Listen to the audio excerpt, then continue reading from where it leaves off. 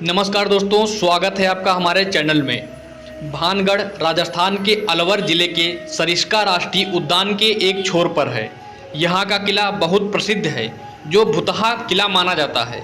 इस किले को आमेर के राजा भगवंत दास ने 1583 में बनवाया था।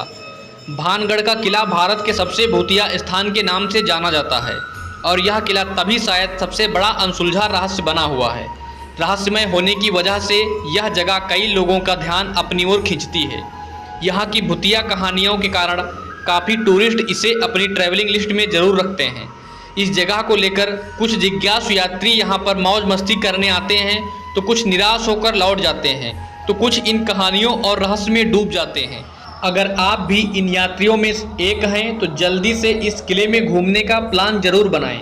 अधिकांश लोगों का मानना है कि भानगढ़ किला भूतिया है और इसके अनेकों किस्से की वजह से लाखों लोग यहां घूमने की इच्छा रखते हैं।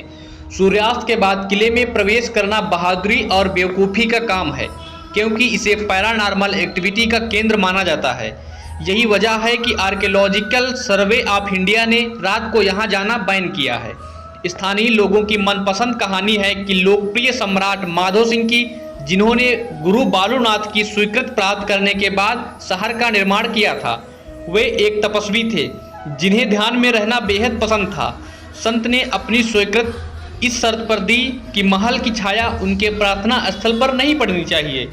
अगर ऐसा हुआ तो महल तहस नहस हो जाएगा। जब महल का निर्माण पूरा हुआ तो उसकी छाया संत के प्रार्थना स्थल पर पड़ गई और भानगढ़ उसी समय तहस नहस हो गया। संत के क्रोध को झेलने के बाद भानगढ़ तुरंत एक शापित शहर में बदल गया और इसे फिर से नहीं बसाया जा सका, क्योंकि इसमें कोई भी संरचना कभी भी जीवित रहने में कामयाब नहीं हुई। हैरानी की बात तो यह है कि बालूनाथ का तपस्या स्थल अभी भी खंडहर अवस्था में देखा जा सकता है। वैज्ञानिक भानगढ़ की कहानियों को खारिज करते हैं, लेकिन गाँव के लोग अभी भी इस किले को भूतिया मानते हैं। स्थानीय निवासियों का कहना है कि उन्होंने एक औरत के चिल्लाने, चूड़ियाँ तोड़ने और रोने की आवाज़ें सुनी है। साथ ही उनका कहना है कि किले से संगीत की आवाज़ें भी आती हैं और कभी कभी उन्हें परछाइयाँ भी दिखाई देती हैं। कुछ लोगों को लगता है कि कोई उनका पीछा कर रहा है और उन्हें पीछे से थप्पड़ मार रहा है। वहाँ से अजीब सी गंध भी आती है, ऐसा स्थानीय निवासियों का कहना है। इन्हीं कारणों की वजह से सूर्यास्त के बाद दरवाजे बंद हो जाते हैं और किले में एंट्री बिल्कुल बैन हो जाती है।